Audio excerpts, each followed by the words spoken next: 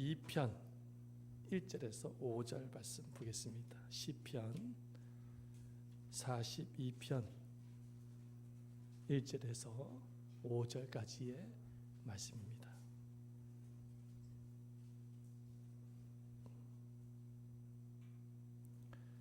한 구절씩 함께 교독하도록 하겠습니다.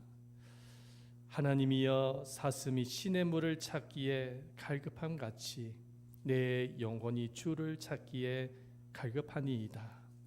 내 영혼이 하나님이고 살아계신 하나님을 갈망하니 내가 어디에 나아가서 하나님의 얼굴을 볼까. 사람들이 종일 내게 하는 말이 내 하나님 어디 있느뇨 하오니 내 눈물이 주야로 내 음식이 되었도다. 내가 전에 소리를 지키는 우리와 동행하여 기쁨과 감사의 소리를 내며 그를 하나님의 집으로 인도하였더니 이제 이를 기억하고 내 마음이 상하는구나. 함께 읽겠습니다. 내 영혼아, 내가 어찌하여 낙심하며 어찌하여 내 속에서 불안해하는가. 너는 하나님께 소망을 두라.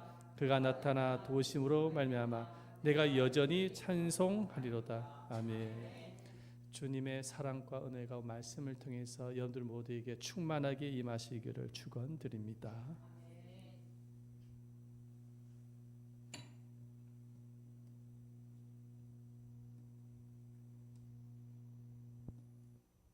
얼마 전 조사에 의하면은 자살률이 가장 높은 직업군에 대해서 조사가 되어졌는데 그 직업은 연예인이라고 합니다.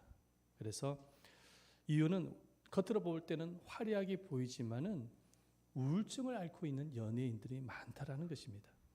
그래서 2005년에는 불새 한번 사진 보였어요. 주홍 글씨 등 활발한 활동을 했던 영화 배우가 있습니다. 맨 왼쪽에 보니까는 그 고이은주 연예인입니다. 자살을 했죠. 우울증을 앓다가 25이라는 꽃다운 나이에 생을 마감했습니다. 그 옆에 세계적 스타 누구죠? 장국영입니다. 영웅 본색에도 나왔고요. 그런데 역시나 우울증으로 자살을 했습니다. 2003년도 4월 1일 호텔에서 자살을 했습니다. 이등병의 편지 30쯤이라는 아주 명곡을 남겼던 가수가 있죠. 누구죠? 김광석입니다. 그 옆에 있는 김광석도 자살했습니다. 그러니까 우울증으로 자살을 했습니다. 뿐만 아니라 그 일본의 인기 스타 엑스제팬 기타리스트가 있거든요. 히데가가 있는데 96년도에 자살했습니다. 목을 매서 자살했고요. 그 맨 밑에 그 여성은 일본 아주 연예인입니다. 아주 유명한 연예인입니다. 오카다 유키코입니다. 86년대 아주 유명한 가수인데 역시나 우울증으로 자살했습니다. 그래서 자살을 하고 난 이후에 팬들이 많았는데 30명의 팬들이 동반 자살을 했습니다. 참 어이가 없죠. 네. 그 옆에 아주 유명한 그 배우입니다. 코미디언이면서 배우였던 미국의 아주 유명한 배우죠. 로빈 윌리엄스. 역시나 63세에 자살했습니다. 여러분들 그 이분이 나온 영화들 보신 적이 있으실 것입니다. 굿모닝 베트남 그것도 있었고 그 다음에 그 뭐죠? 죽은 시인의 사회 혹시 보신 적 있으십니까? 그 이분이 이제 교사로 오셔가지고 그 교탁에 탁 올라가가지고 막 그 낭송하는 이런 장면도 보이거든요. 네, 아주 유명한 분입니다. 그런데 역시나 자살로 생을 마감했습니다. 그 이분이 세상을 떠나고 난 이후에 어떤 지인이 이렇게 이야기를 했습니다. 한번 보여주세요. 그다음 로빈 윌리엄스는 세상 모든 사람들에게 행복을 주었다. 자기 자신만 빼놓고 말이다. 이런 말을 남겼다는 것입니다. 여러분 이렇게 우울증이라는 것은 굉장히 이렇게 생명을 앗아가는 무서운 질병인 것입니다. 그런데 전 세계에 하루 우울증으로 자살을 하는 사람이 2천만 명이 넘는다고 합니다. 그러니까 우리나라 같은 경우에도 한 해에 100만 명이 넘는 사람들이 자살 시도를 한다는 거 굉장히 높은 수치죠. 그래서 그 어디입니까? 세계 보건기구에서는 코로나 팬데믹을 지나간 후에 제2의 팬데믹이 뭐냐? 우울증이다. 이제까지 이야기를 할 정도입니다. 자, 사람들은 이렇게 우울증을 많이 앓고 있습니다. 여러분들 주변에도 분명히 있을 수도 있고 여러분들 가족들 가운데서도 우울증으로 조울증으로 고통을 받고 있는 가족이 있을 수 있습니다. 그래서 이 우울증을 한번 이겨보기 위해서 사람들은 술을 마십니다. 노래 가요방이 갑니다. 또 휴가를 가기도 합니다. 그러나 해결이 안 되죠. 그렇게 한다고 해서 해결이 되어지는 것이 아닙니다. 인간적인 노력으로 한번 뿌리를 뽑기 위해서 참 애를 많이 쓰지만은 안 되는 것이죠. 오늘 본문의 말씀에 보면은 심각한 우울증으로 절망하고 있는 또 한 사람을 만나게 되어지는데 그 사람이 누구냐면 고라 자손입니다. 오늘 시편 42편 서두에 보면 고라 자손이라고 기록이 되어 있죠. 고라 자손이 심각한 우울증을 앓고 있는 것을 보게 되어집니다. 자신의 우울증을 이 고라 자손은 이렇게 표현을 하고 있어요. 말씀에 보면은 시편 42편 5절 말씀 보십시다. 내 영혼아 내가 어찌하여 낙심하며 어찌하여 내 속에서 불안해하는가 이렇게 말씀하고 있습니다. 이 고라 자손은 자신의 우울증을 두 가지로 표현하고 있어요. 낙심과 불안으로 표현을 하고 있습니다. 그런데 정신의학자에 의하면은 우울증 환자 65%가 불안 증세를 갖고 있다는 거예요. 불안 장애를 갖고 있다는 거예요. 현실에 대한 불안감이 있고 미래에 대한 불안감을 가지고 있다는 것입니다. 자, 많은 신학자들이 이제 다윗의 아들 압살롬이 다윗을 배신을 합니다. 쿠데타를 일으킨 거예요. 왕권을 빼앗기 위해서 아버지의 왕권을 빼앗기 위해서 배신을 한 것이죠. 쫄지에 다윗은 왕궁에서 탈출해서 도망을 갈 수밖에 없는 처지가 되어졌습니다. 그 장면을 지켜보고 있었던 고라 자손이 이 시편을 기록을 한 거예요. 그런데 이 고라 자손도 다윗과 똑같은 심정을 갖고 있는 거예요. 다윗이 얼마나 충격을 받았고 얼마나 고통스러웠고 얼마나 슬프고 괴롭고 불안했겠습니까? 남도 아닌 자신의 아들이 자기 아버지를 죽이려고 달려드는데 얼마나 큰 충격을 받았겠습니까? 그런데 다윗뿐만 아니라 그것을 지켜보고 있었던 고라 자손도 똑같은 심정이었다라는 거예요. 너무너무 낙심이 되어지고 불안한 거예요. 그래서 이 시편을 기록을 합니다. 이 고라 자손은 그 성전에서 했던 일이 있는데 성가대였다고 합니다. 성가대원으로서 성가대와 교회 문지기로서의 역할을 감당했다는 거예요. 그러니까 교회에서 살다시피 하면서 교회 성전을 이렇게 섬기고 도왔던 레위 자손입니다. 그런데 이제는 더 이상 그 압살롬에 의해서 성전이 빼앗기고 예배의 자리가 빼앗기게 되어져서 더 이상 하나님 앞에 예배를 드릴 수 없게 되어진 것이죠. 그래서 영적으로 침체할 수밖에 없고 하나님을 만날 수 없다라는 그 사실에 의해서 이 고라 자손은 상당히 마음에 낙담과 불안과 우울 증세가 찾아오게 되어진 것이죠. 어떤 분들은 이렇게 말을 합니다. 아니 예수 믿는 사람도 어떻게 우울증을 앓을 수가 있어요? 아니 예수 믿는 사람들이 어떻게 우울증에 걸립니까? 아 걸리면 안 되지 않습니까? 이렇게 말을 하는데 여러분 예수 믿는 사람이 우울증 안 걸립니까? 예수 믿는다고 해서 우울증 안 걸려요? 아니죠. 성경을 보시길 바랍니다. 모세도 우울증을 앓았고요. 엘리야도 우울증을 앓았고 그 능력이 많은 분들이 엘리사도 우울증을 앓았고 다윗도 우울증을 앓았고요. 오늘 본문에 기록한 고라 자손도 동일하게 예수 믿는 사람입니다. 하나님을 섬겼던 이에요. 그럼에도 불구하고 우울증을 앓고 있는 것을 볼 수가 있어요. 자, 그렇다면 이 우울증을 어떻게 이길 수가 있을까요? 오늘 이 사실에 대해서 여러분들과 함께 나누기를 원하는데요. 한번 여러분들 유심히 마음에 잘 새기시기를 바랍니다. 첫 번째, 어떻게 하면 이 우울증을 이길 수 있을까요? 다 같이 한번 읽어보겠습니다. 시작. 감정을 의지하기보다 말씀을 의지하라. 감정을 의지하기보다 말씀을 의지하라입니다. 자, 이 다윗은 왕궁에서 도망을 하면서 상당히 낙담과 불안과 좌절과 슬픔 이런 우울증이 찾아오게 되어졌어요. 그러면서 느꼈던 것은 하나님이 자신을 떠난 것처럼 느껴진 것이죠. 이 고라 자손도 보면은 낙담과 불안 증세를 갖고 있습니다. 그러면서 하나님의 임재를 경험을 못하는 거예요. 그러나 분명한 사실이 무엇입니까? 하나님이 다윗을 떠났습니까? 분명한 사실이 아니죠. 하나님을 다윗을 떠난 적이 없어요. 하나님이 다윗에게 뭐라고 약속하셨죠? 내가 결코 너를 떠나지 아니하고 버리지 아니할 것이다 약속하셨거든요.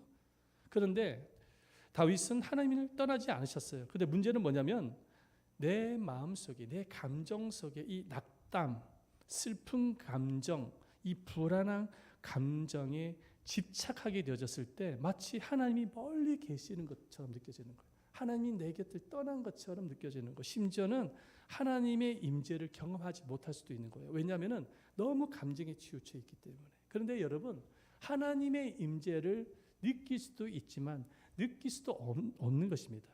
느낌이라는 것은 이럴 수도 있고 저럴 수도 있는 거예요. 감정이라는 것은 이렇게 될 수도 있고 저렇게 될 수도 있는 거예요. 그래서 우리가 인생을 살아가면서 지나치게 감정에 집착하면 안 돼요. 우리가 감정에 집착을 하게 되어지면은 마치 하나님이 저기 멀리 계시는 것 같은 느낌이 드는 거예요.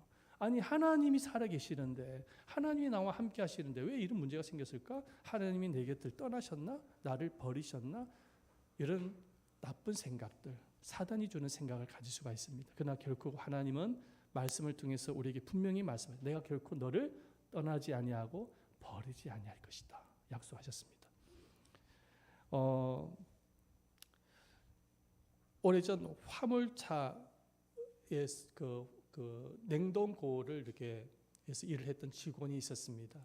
그래서 점검 차원에서 퇴근하기 전에 그 냉동 창고에 들어갔습니다. 그런데 냉동 창고에서 점검을 하고 있는데 밖에 있었던 직원이 이제 퇴근을 하면서 모르고 문이 열렸네 싶어가지고 문이 열렸네 하면서 그 냉동 창고의 문을 잠궈 버리고 말았어요. 쫄지에 그 냉동 창고에 들어간 직원은 갇히게 되어졌습니다. 문이 열리지 않습니다. 막 두들깁니다. 살려달라고. 그런데 이미 직원들은 다 퇴근한 후였기 때문에 사람이 없는 가운데 있습니다. 그때 갑자기 그 창고에 갇혀있던 직원의 마음속에 두려움이 찾아옵니다. 절망이 찾아와요. 이 냉동 창고가 이제 냉동고인데 이제 나는 서서히 온도가 떨어지게 되어질 것이고 나는 얼어서 죽게 되어질 것이다. 그런 생각을 갖게 되어지는 거예요. 그 다음 날이 되어졌습니다. 직원들이 출근을 해서 잠겨있던 그 냉동고의 문을 열어보니까 사람이 죽어 있는 거예요. 그 직원, 점검했던 직원이었습니다. 그런데 그 죽음의 사인이 뭐냐니까 동사가 아니에요. 이미 그 냉동 창고는 그 코드가 뽑혀져 있는 상태였어요. 그 사람의 그 사인의 이유가 뭐냐면 낙담이었던 것입니다. 너무나도 절망적인 환경에 부딪히게 되어지자 자기도 모르는 사이에 너무 감정적으로 낙담의 감정에 쏠리게 되어진 것이죠. 마치 자기가 정말로 그 냉동고에 갇혀서 정말 동사로 죽을 것 같은 그런 두려움과 불안에 사로잡혔던 것입니다. 그 낙담이 그 사인의 원인이었다는 거예요. 그래서 여러분, 느낌이라는 것은 팩트가 아닙니다. 여러분, 느낌이 팩트입니까? 감정이 팩트입니까? 아니죠. 팩트가 아니에요. 그런데 마귀는 어떻게 합니까? 사탄은 어떻게 역사하죠? 이 우울한 느낌을 팩트처럼 착각하게 만들어요. 여러분들의 마음속에 걱정과 근심과 두려움, 불안 증세, 이것을 팩트처럼 착각하게 만듭니다. 그래서 여러분들의 믿음을 떨어뜨리고 하나님을 자꾸 멀리하게끔 만들어요. 이게 바로 사탄의 교묘한 술책입니다. 동의하시죠? 그래서 우리가 인생을 살아가면서 낙담이 찾아오잖아요. 절망이 찾아오잖아요. 우울한 마음이 찾아오잖아요. 우리가 붙잡아야 될 것은 감정이 아니에요. 할렐루야. 감정은 거짓말인 거예요. 그 감정은 거짓말입니다. 마귀가 주는 거짓말. 그 감정을 붙잡으면 안 돼요. 우리가 감정을 붙잡는 것이 아니라 말씀을 붙잡아야 됩니다. 내가 감정을 붙잡는 순간 사단은 그 감정을 통해서 교묘하게 우리에게 거짓 메시지를 남기는 거야. 봐, 하나님이 너를 안 도와주시잖아. 너의 기도가 응답이 안 되고 있잖아. 너의 인생은 불행밖에 없을 거야. 앞으로 미래가 더 안 좋아질 거야. 더 나빠질 거야. 더 심해질 거야. 형편이 더 어려워질 거야. 여러분 누구의 메시지입니까? 하나님의 메시지입니까? 마귀가 주는 메시지입니까? 마귀가 주는 메시지. 자꾸 그런 생각이 떠오르게 만들어요. 여러분 생각이라는 것은 굉장히 영적인 것입니다. 사단은 생각을 통해서 역사합니다. 감정을 통해서 역사합니다. 그러나 성령 하나님도 생각을 통해서 역사합니다. 어떤 생각을 줄까요? 말씀을 생각나게 하시는 거예요. 성령님은 내가 너를 떠나지 아니하고 버리지 아니할 것이다. 내가 너와 함께 할 것이다. 내가 너를 도우리라. 아멘. 그 말씀을 붙잡아야 되는 것입니다. 우리가 믿음을 보여주세요. 믿음을 헬라어로 뭐라고 하냐면 피스테오라는 단어를 쓰거든요. 이 피스테오라는 단어의 의미가 뭐냐면은 테이블에 놓고 흔들어서 시험해 본다라는 의미를 갖고 있어요. 하나님도 우리의 믿음을 테스트하세요. 그런데 믿음을 테스트할 때에 하나님도 사단을 테스트용으로 사용하십니다. 그래서 우리들의 마음속에 낙담할 수밖에 없는 환경, 불안해할 수밖에 없는 환경을 하나님께서 경험하도록 하십니다. 그 배후에 사단이 또 역사하도록 만드십니다. 그 환경 속에서도 하나님을 신뢰하고 예배를 하는지 하나님이 지켜보시는 거예요. 아멘. 그 환경 속에서도 사단도 하나님의 그 우리를 시험하기 위한 테스트의 도구라는 사실을 믿으시기를 바랍니다. 욥기서 말씀을 보십시오.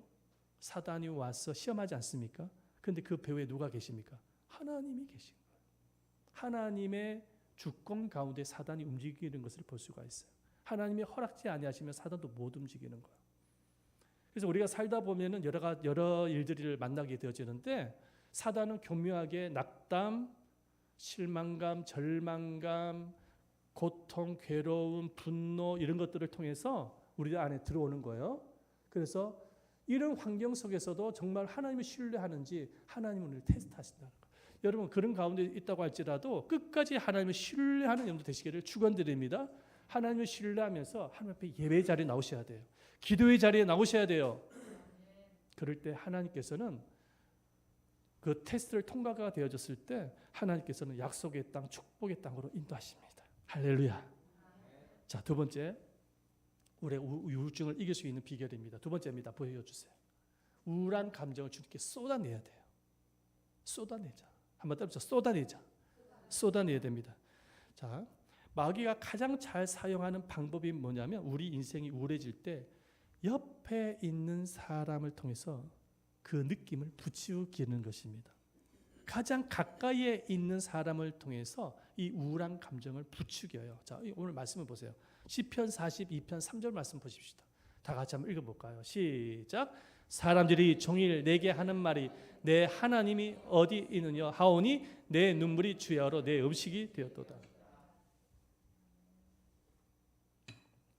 안 그래도 압살롬의 배신으로 인해서 정말 다윗은 성전에서 도망쳐 나와야만 했고 상황이 굉장히 힘들고 복잡한 상황 속에서 마음이 얼마나 서러웠겠습니까? 힘들었겠습니까?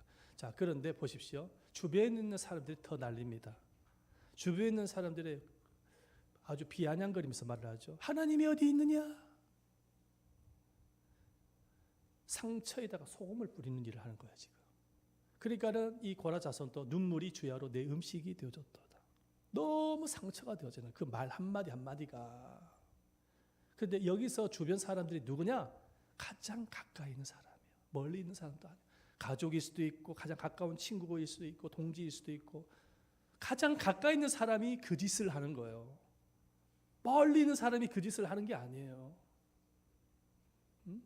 나와 같이 일을 했던 동료가 그 짓을 해요. 동료의 말 한마디가 내 비수를 꽂아버리는 거예요. 같이 일을 하다가.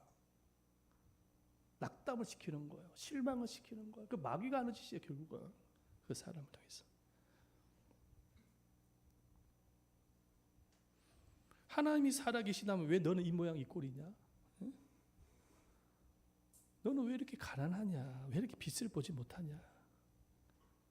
이제 그렇게 말을 하는 거지. 다윗이 지금 왕궁에서 도망쳐 나와서 이제 충신들과 함께 지금 도망가고 있잖아요.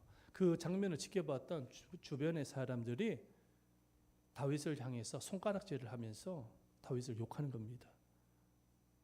이제 너의 세계는 끝이야. 응? 압살롬의 세상이 열려졌어.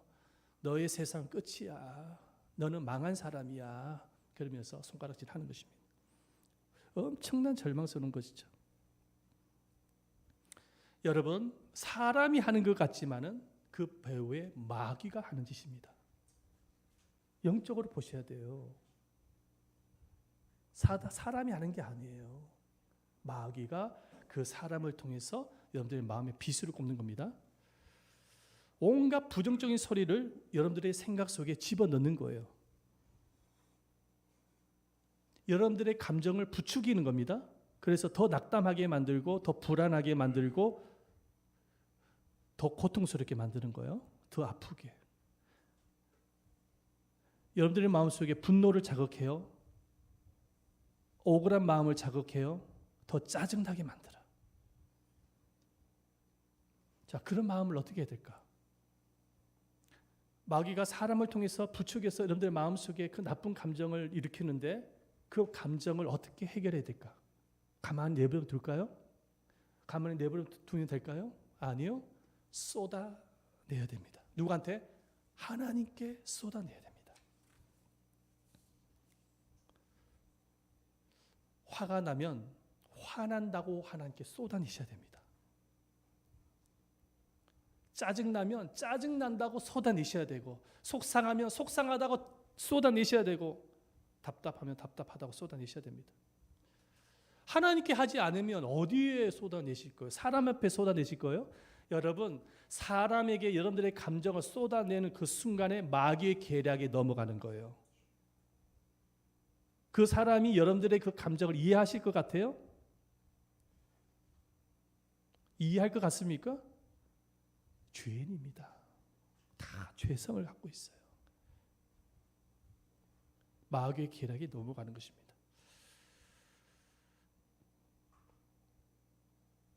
왜 우리가 하나님께 쏟아내야 될까? 하나님 우리 아버지니까.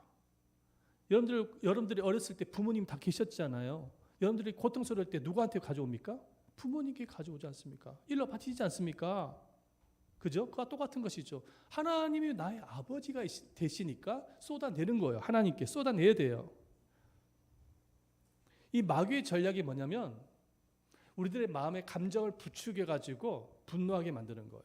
더욱더 억울하게 만드는 거예요. 짜증나게 만드는 거예요. 더 괴롭히는 거예요. 내 마음속에 상처로 인해서 불안하게 만들고 염려되게 만들고 해서 내 감정을 부추겨요. 그래서 결국은 하나님께 삐지게 만들어요. 하나님께 삐지게 만들어서 하나님과 대화를 단절시키게 하는 것이 마귀의 목적입니다. 사탄의 속성이에요. 마귀의 목적입니다.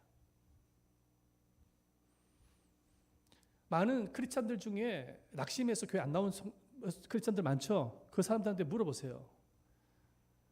하나님께 뭐라고 삐졌는지. 하나님 어떻게 이럴 수가 있냐는 거예요. 하나님 어떻게 이럴 수가 있냐는 거예요. 하나님 왜 나에게 이렇게 하죠? 하나님이 내가 이렇게 기도를 했고 내가 이렇게 도움을 요청했는데 하나님 이 상황, 이 힘든 상황을 만드셨다고 한다면 이렇게 나오시겠다고 한다면 난 하나님 필요 없다고. 나 하나님과 대화할 필요가 없다고. 하나님께 말 안 할래요. 그러면서 하나님 곁을 떠나버려요. 그런데 결국은 누구의 계략에 넘어간 겁니까? 사탄의 계략에 넘어갑니다. 사람을 통해서 내 안에 들어와서 사단이 부추겨서 결국은 하나님의 관계를 멀어지게 만든 겁니다. 이게 마귀의 짓이에요. 그래서 여러분들의 마음속에 속상한 일이 있고 화가 나는 일이 있고 괴로운 일이 있으면 누구 앞에 가져와야 돼요? 하나님 앞에 가져와야 돼요. 다윗은 지금 이 시편 말씀에 보면은 다 하나님께 가져온 내용들이잖아요.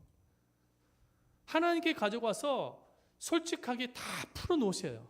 그러면 하나님께서 여러분들의 마음을 받아주십니다. 그리고 위로해 주시고 축복하십니다. 자, 그 다음에 해야 될 일이 있어요. 하나님께 쏟아내는 것만 해서는 안 돼. 그 다음에 해야 될 일이 있는데 그게 뭐냐? 내가 내 영혼에게 축복과 위로의 메시지를 전할 수 있어야 돼요. 자, 따라해 봅시다. 내가 내 자신에게 믿음과 축복의 말로 위로하자. 자, 첫 번째는 하나님께 쏟아내야 되는 거라고 말씀드렸죠. 그죠? 하나님께 쏟아냈어요. 그 두 번째로 해야 될 일이 있어요. 내가 내 영혼에게 믿음과 축복의 말로 격려하는 거, 위로하는 거. 자, 말씀을 보십시다. 시편 42편 5절 말씀 다시 한번 보십시다. 다 같이 읽어보면 시작. 내 영혼아, 내가 어찌하여 낙심하며 내 속에서 불안해하는가? 너는 하나님께 소망을 두라. 그가 나타나 도우심으로 말미암아 내가 여전히 찬송하리로다. 아멘. 어떤 사람들은 저 미친 사람 아니야 이렇게 이야기할 수 있어요. 이게 자기가 자신에게 내 영혼아 어찌하여 낙심하며 정신 차려라 이렇게 위로하고 있는데 어떤 사람은 미친 사람 아니야 이렇게 이야기할 수 있습니다.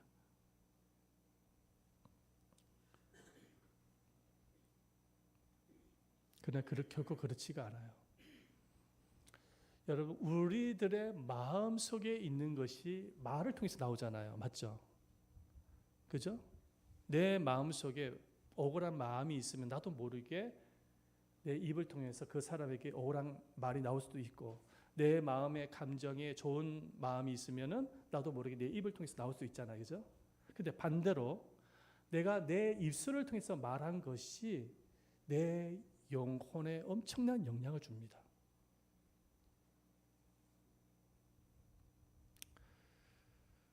내가 내 자신을 내 입술의 말을 통해서 내 영혼아 내가 어찌해서 낙심하며 어찌하여 이렇게 불안해해. 하나님이 너와 함께하고 계시는데 하나님이 너를 여전히 사랑하고 계시고 하나님이 너를 불렀고 영원토록 너와 함께 하실 것이고 도울 건데 내 영혼아 어찌하여 그렇게 낙심하며 불안해하느냐. 그러면서 내 입술을 통해서 이렇게 하나님 앞에 내 자신은 내 영혼을 향하여서 고백을 할 때에 그 말이 내 속에 있는 우울을 끊어내는 것입니다. 그 말의 힘이, 말의 능력이. 내가 힘들 때, 어려울 때에 내가 믿음의 말을 하고 축복의 말을 계속하게 되어지면 내 속에 있는 성령님이 이제 움직이시는 거예요. 성령님이 끌어내셔서 그 성령님에 의해서 내 감정에 있는 그 우울한 감정을 성령님이 치료해 주시는 거예요. 그런데 여전히 내 입술에 어떤 믿음의 말과 축복의 메시지가 아니라 불평의 말, 원망의 말을 하게 되어지면은 내 안에 마귀가 들어와 가지고 그 마귀에 의해서 내 영혼이 파괴되어지는 거예요. 그러니까는 내 입술의 영향이 나에게 엄청나게 나타나는데 여러분 속상하는 일이 있고 우울한 일이 있어도 여러분들 의지적으로라도 불평이나 원망의 말을 하지 마시기를 축원드립니다. 마귀를 끌어내는 거예요. 그 사단이 끌어내어져서 내 마음속에 내 영혼을 파괴시킵니다. 내 마음에 낙심되어지는 일이 있고 속상한 일이 있고 억울한 일이 있고 답답한 일이 있을 때 의지적으로 내 영혼아 어찌해서 낙심하며 어찌해서 내 속에 그렇게 불안해하느냐. 걱정하지 마. 주님이 함께하고 계시잖아. 너를 도와주실 것이다. 할렐루야. 믿음과 축복의 메시지를 전할 때에 성령님께서 우리 안에 놀라운 치유의 역사를 나타내시는 것입니다. 그리고 그곳에 하나님의 임재를 경험하게 되어지는 거예요. 그래서 쏟아내는 것뿐만 아니라 하나님께 쏟아내는 것뿐만 아니라 끊임없이 여러분들 자신의 영혼을 향하여서 믿음과 축복의 말로 위로하시기를 축원드립니다. 굉장히 중요한 부분입니다. 세 번째입니다. 어떻게 우울증 이길 수가 있을까요? 다 같이 한번 읽어보겠습니다. 시작. 하나님을 소망하며 기도하는 것입니다. 하나님을 소망하며 기도하는 것이에요.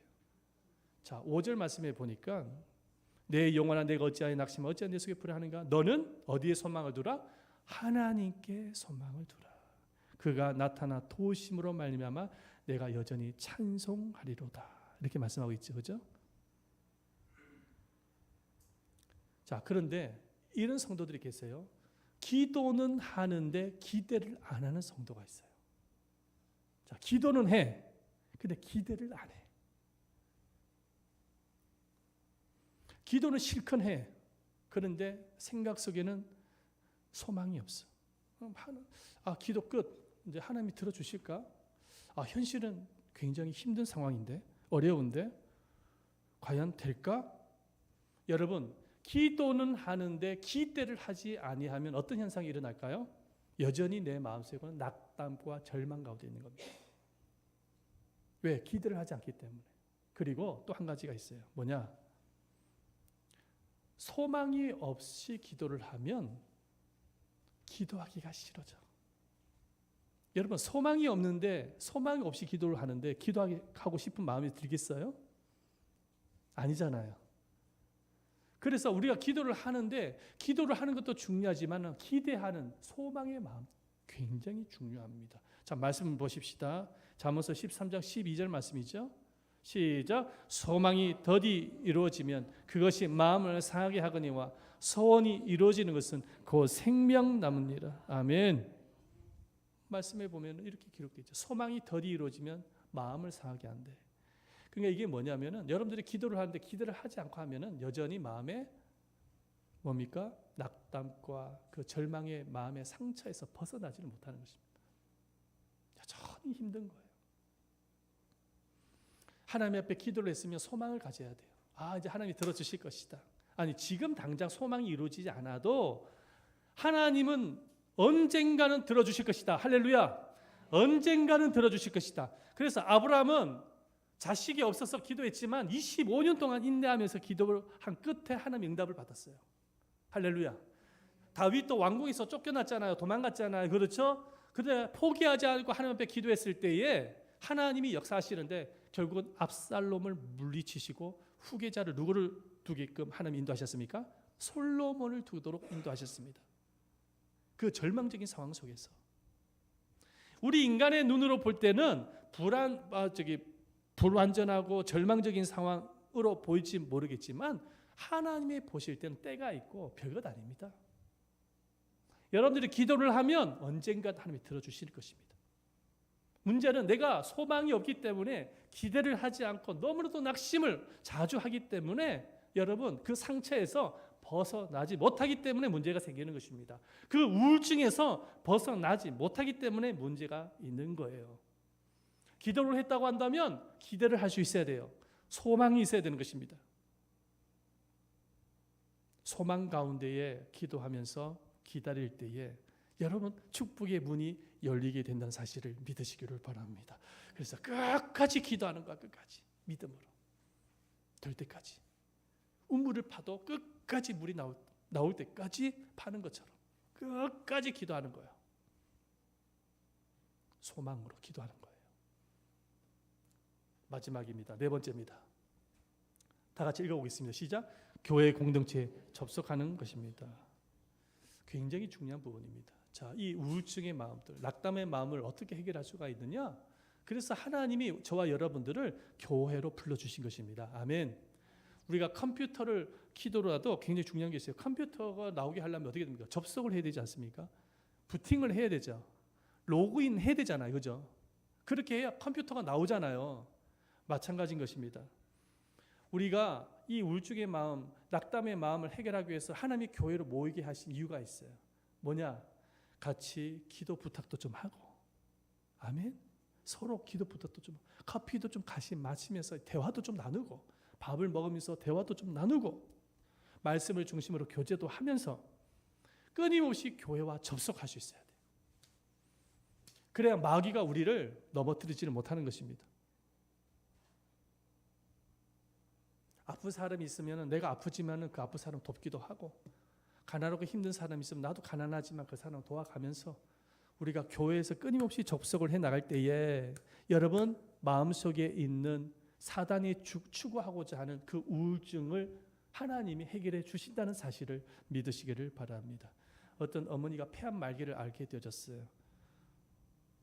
국내 최고의 의학자가 말을 했습니다. 이제 어머니 이 폐암 말기로 이제 얼마 안 남았습니다. 그 말을 들었던 딸이 이제 뭐 방법이 없잖아요. 의학적인 방법으로는 해결이 안 된다고 하니까 교회에 가가지고 목사님을 비롯해서 성도들한테 기도 부탁을 막 하는 거예요. 그래가지고 성도들이 그 어머니를 위해서 함께 기도를 했는데 그 딸이 말이죠, 성도들이 기도하는 그것을 녹음을 딱 시켜가지고 어머니가 병원에 누워 계시는데 어머니의 귀에 들려주는 거예요. 성도들이 이렇게 기도하고 있다고. 근데 이게 웬일입니까? 병원에서 그렇게 진찰을 받다가 나중에 CT 촬영이 들어가는데 암 말기가 없어져 버리는 거예요. 의사도 깜짝 놀라는 거예요. 기적이 일어난 거예요. 만약에 이 딸이 교회에 알리지 아니하고 끙끙 앓고 있었다고 한다면 엄마도 병으로 세상을 떠났을 것이고 이 자매도 우울증을 앓았을 것입니다. 그래서 하나님이 우리들을 교회로 모이게 하신 이유가 뭐냐면 우리는 우리 힘으로 마귀를 대적할 능력이 없습니다. 할렐루야. 사단은 끊임없이 여러분들을 공격을 하는데 여러분들이 마귀를 그 영계를 이길 능력이 아직 없어요. 물론 주님이 도와주시겠지만. 그래서 우리는 교회로 모여서 함께 기도해야 되는 거예요. 사진 한번 보여주세요. 함께 기도하는 거예요. 이렇게 손을 붙잡고 기도합시다. 그러면 마귀가 떠나가는 거예요. 문제가 떠나가는 것입니다. 우울증이 치료가 되어지는 거예요. 불가능한 일도 되어지는 것입니다. 아멘. 그래서 교회로 모여야 돼요. 계속 모여야 돼요.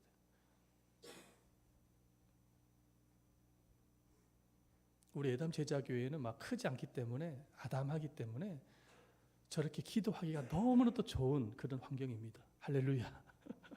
막 기도 제목을 막 서로 막 그렇게 나누어도 숫자가 많지 않기 때문에 얼마든지 충분하게 나눌 수가 있잖아요. 공유할 수 있잖아요. 그죠? 그럼 같이 기도하는 거예요. 기도 많이 해주시기를 바라겠습니다. 아멘. 아멘. 자, 우울증이 가장 심한 계절이 언제인 줄 아세요? 우울증이 가장 심한 계절 5월에서 9월 달이라고 합니다. 왜? 불쾌 지수가 가장 높은 계절이라고 합니다. 그래서 우울증 자살률이 가장 높은 계절이 5월에서 9월 사이라고 합니다. 여러분 살다 보면은 화가 날 때가 있고 짜증 날 때가 있고 슬플 때가 있고 우울할 때가 있죠? 그죠? 다 똑같아요. 사람은 다 똑같아요. 너나 할 거 없이. 자, 이런 부정적인 감정은 사단이 여러분들을 믿음을 무너뜨리기 위한 사단의 계략이라는 사실, 여러분들의 삶을 파괴하기 위한, 여러분들의 가정을 무너뜨리려고 하기 위한, 교회를 무너뜨리려고 하기 위한 사단이 심어 놓으려고 하는 사단의 계략이라는 사실을 기억하면서 그럴 때 여러분들의 그 마음을 감정을 의지하기보다 하나님의 약속의 말씀을 붙잡고 여러분들의 감정을 주님께 기도하고 여러분들의 영혼을 위로하고 교회에 접속시키면서 여러분들 이 영적 전쟁에서 승리하는 여러분들 되시기를 예수님의 이름으로 축원드립니다. 여러분들 이 우울증을 이길 때 하나님께서 여러분들을 약속의 길, 축복의 길로 인도해 주실 것입니다. 아멘. 우리 한번 이 시간에 찬송 한번 같이 하기를 원하는데요. 우리 한번 이 찬양을 한번 같이 한번 했으면 좋겠어요. 우리 뭐 많이 불렀던 찬양이지만 가사가 오늘 설교 제목과 조금 의미가 좀 비슷해서 준비했습니다. 이 찬양하면서 함께 기도하십시다.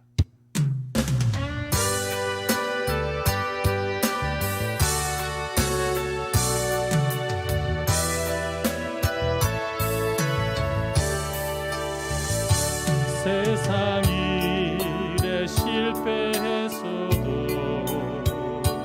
너는 절망하지 말아라. 누가 도우신다고요? 내가 너를 도우리라. 다시 일어서게 하리라. 질병으로 고통당해도 너는 두려워마. 누가 도와주신다고요? 내가 너를 도우리라. 약속의 말씀이죠. 다시 일어서게 하리라. 나를 버린 자들도 내가 사랑하거든. 하물며 너희를 그냥 둘까 보지. 주님의 음성입니다. 나는 너와 함께하는 너의 하나님 되리니 의로운 오른손으로 붙들리라. 내가 너를 굳세게 하리라. 너를 크게 사용하리라. 너를 크게 사용하리라. 너로 하여금 나를 증거하도록 내가 너를 도우리라. 세상 일에 실패했어도 너는 여러분 절대로 절망하지 마세요. 내가 너를 도우리라. 다시 일어서게 하리라. 질병으로 고통당해도 너는 여러분 아무것도 두려워하지 마시기를 바랍니다. 두려워할 필요 없어요. 내가 너를 도우리라. 다시 일어서게 하리라. 감사 눈물 흘리며 믿음으로 간구하는 너희의 기도를 내가 외면하여 내가 너와 함께하는 너의 하나님 됨이니 의로운 오른손으로 붙들리라. 내가 너 굳세게 하리라. 너를 크게 사용하리라. 너를 크게 사용하리라. 너로 하여금 나를 증거하도록 내가 너를 도우리라. 할렐루야. 여러분 이게 하나님의 약속의 말씀입니다. 아멘. 우리가 붙잡아야 될 것은 감정이 아니라 하나님의 말씀입니다. 내가 너를 도우리라. 내가 너와 함께하리라. 내가 너를 붙들리라. 내가 너에게 힘을 주리라. 말씀입니다. 주님이 도와주실 줄 믿으시기를 바랍니다. 마귀에게 속지 마시기를 축원드립니다. 아멘. 우리 한번 이 시간에 함께 다 같이 통성으로 기도할 때에 사단에게 속지 않겠습니다. 여러분 사단은 감정을 통해서 여러분들을 착각하게 만듭니다. 여러분 마음속에 우울한 감정, 낙담의 감정, 절망의 감정, 마귀가 주는 생각입니다. 주님 말씀을 붙잡고 주님께 쏟아내겠습니다. 주님 말씀을 붙잡고 기도하며 소망 가운데 기도하며 나아가겠습니다. 반드시 주님이 우리의 인생의 길을 열어주시고 복의 길로 인도해 주실 줄 믿습니다. 우리 가정을, 우리 교회를 인도해 주실 줄 믿습니다. 우리 다 같이 주여 한번 외치시면서 간절한 마음으로 통성으로 기도하십니다. 주여 한번 외치시며 기도하겠습니다. 주여, 살아계시고 자비로우신 아버지 하나님 앞에 감사드립니다. 거룩하신 아버지 하나님,